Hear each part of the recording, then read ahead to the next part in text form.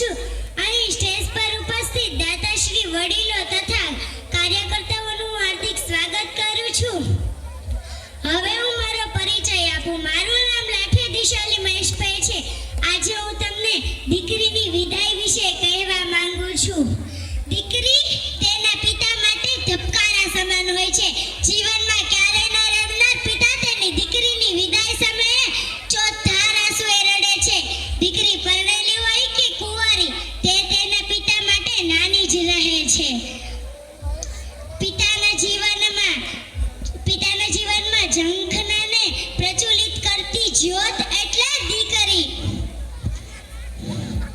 સ્ત્રીના જીવનમાં સૌથી મોટી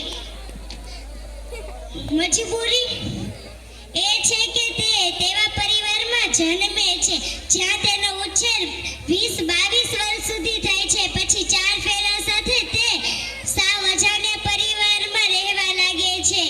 તે પરિસ્થિતિમાં તેને આદત છોડીને બીજા પરિવારમાં આદતો રાખવી પડે છે. ઈશ્વરને છેલ્લે એટલી જ પ્રાર્થના છે કે તમારી દીકરીને એટલી દૂર ન મોકલતા.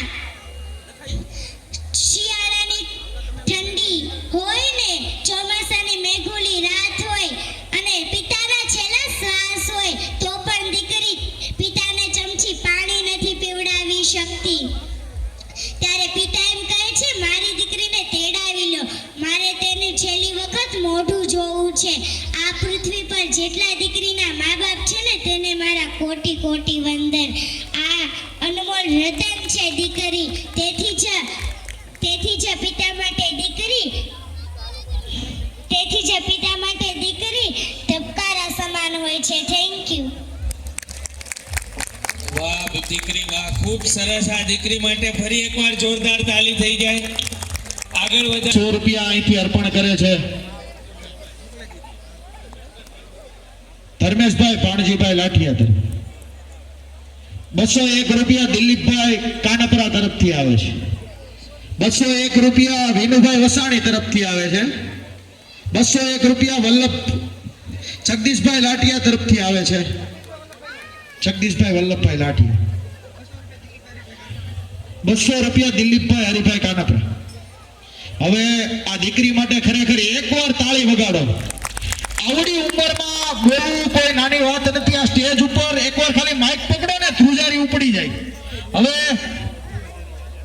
100 રૂપિયા મોહનભાઈ છગનભાઈ રાખસિયા તરફથી આવે છે.